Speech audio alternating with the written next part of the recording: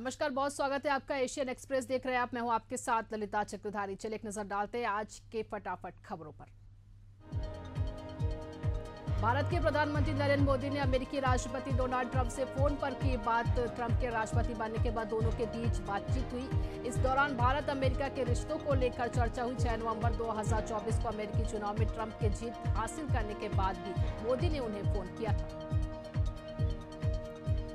मध्य प्रदेश के मुख्यमंत्री डॉक्टर मोहन यादव 4 दिवसीय जापान यात्रा पर टोक्यो पहुंचे हैं। इस दौरान मुख्यमंत्री डॉक्टर मोहन यादव ने जापान की राजधानी टोक्यो में भारत के राजदूत सीबी जॉर्ज से मुलाकात की। दोनों की मुलाकात इंपीरियल होटल में हुई। इस मुलाकात के दौरान दोनों ने भारत जापान के बीच मजबूत और ऐतिहासिक रिश्तों पर चर्चा की। पूर्व उपराष्ट्रपति हामिद अंसारी ने सोमवार को दिल्ली विधानसभा चुनाव में अपने घर से ही मोबाइल पोस्टल बैलेट के जरिए मतदान किए। 23 जनवरी को दिल्ली के मुख्य सचिव चुनाव कार्यालय में 85 साल और उससे ज्यादा उम्र के सीनियर सिटीजन के साथ दिव्यांग लोगों के लिए घर से वोटिंग शुरू कर दी। दिल्ली में 5 फरवरी को सभी 70 सीटों पर वोटिंग होगी। वहीं 8 फरवरी को नतीजे घोषित किए जाएंगे। 70 विधानसभा सीटों के लिए कुल 699 उम्मीदवार मैदान में। विधानसभा का मौजूदा कार्यकाल 23 फरवरी को खत्म हो रहा है। उत्तराखंड में यूनिफॉर्म सिविल कोड लागू हो गया। ऐसा करने वाला देश का पहला राज्य बना। सीएम धामी ने कहा कि हमने 3 साल पहले जनता से किए वादे को पूरा किया। यूसीसी किसी धर्म या वर्ग के खिलाफ नहीं, इसका उद्देश्य किसी को टारगेट करना नहीं। मुख्यमंत्री धामी ने सामान्य नागरिक संहिता उत्तराखंड 2024 को लागू किए जाने वाले नियमावली और पोर्टल का इनॉग्रेशन भी किया। यह पोर्टल आम जनता के लिए खोल दिया गया। सीएम धामी ने कहा कि सभी को समान अधिकार देना है। 27 जनवरी का दिन समान नागरिकता दिवस के रूप में मनाया जाएगा। वक्फ बिल में बदलाव को संसद की संयुक्त समिति ने मंजूरी दे दी। जेपीसी के अध्यक्ष जगदम्बिका पाल ने कहा कि इस फाइनल मीटिंग में सभी 44 संशोधनों पर चर्चा की गई। एनडीए सांसद के 14 सुझावों को मंजूरी दी गई।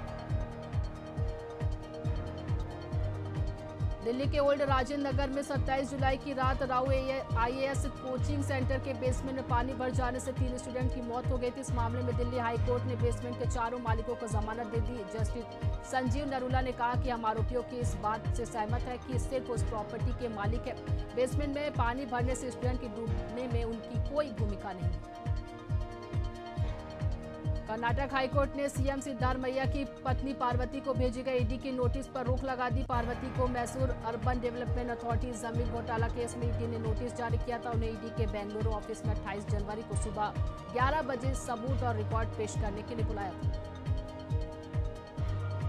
महाकुंभ का आज 16वां दिन है। सुबह 8 बजे तक 45.5 लाख श्रद्धालुओं ने स्नान किया। अब तक करीब 15 करोड़ श्रद्धालु संगम में लगा चुके हैं डुबकी। मौनी अमावस्या से पहले श्रद्धालुओं की भारी भीड़ उमड़ रही है, इसलिए सोमवार रात पाटुन पुल नंबर 15 बंद कर दिया गया। इसको लेकर लोगों ने सेक्टर 20 में प्रदर्शन किया। कुछ लोगों की पुलिस से झड़प भी हुई है। महाकुंभ में अफसरों की मीटिंग के बाद हाई अलर्ट जारी कर दिया गया। सभी सिक्योरिटी एजेंसियां, खुफिया एजेंसी और पुलिस के अफसरों को मीटिंग, क्राउड मैनेजमेंट और अन्य मामलों पर हुई है। ट्रैफिक प्लान को लेकर भी चर्चा हुई है। मेला क्षेत्र में एआई कैमरे से कड़ी निगरानी रखी जा रही है। प्रयागराज महाकुंभ का असर रामनगरी, अयोध्या की और काशी पर भी। अयोध्या में 30 लाख घंटे में करीब 25 लाख से अधिक श्रद्धालुओं ने रामलला के दर्शन किए। अयोध्या शहर की आबादी से करीब 30 गुना है। 2024 में शहर की आबादी 78,000 थी, जिस भर में अफसरों को भीड़ संभालने उतरना पड़ा है। प्रयागराज महाकुंभ का असर रामनगरी, अयोध्या और काशी पर भी मिली। भीड़ को देखते हुए डीएम चंद्र विजय श्री ने 28 जनवरी से लेकर 5 फरवरी 12वीं तक के स्कूल बंद कर दिए गए हैं। अयोध्या धाम, अयोध्या नगर निगम और ब्लॉक पूरा नगर निगम के सभी बोर्ड की स्कूल बंद रहेंगे। काशी में भी 15 लाख श्रद्धालु दर्शन पूजन के लिए पहुंचे हैं। मंदिर परिसर, गलियां और गंगा के घाट सब कुछ हाउसफुल है। कमिश्नर और एसएसपी समेत पूरा अमला सड़क पर है। बाबा विश्वनाथ के दर्शन के लिए आधी रात से लाइन में खड़े हो गए। रेलिंग और बैरिकेडिंग के सहारे रात गुजारी।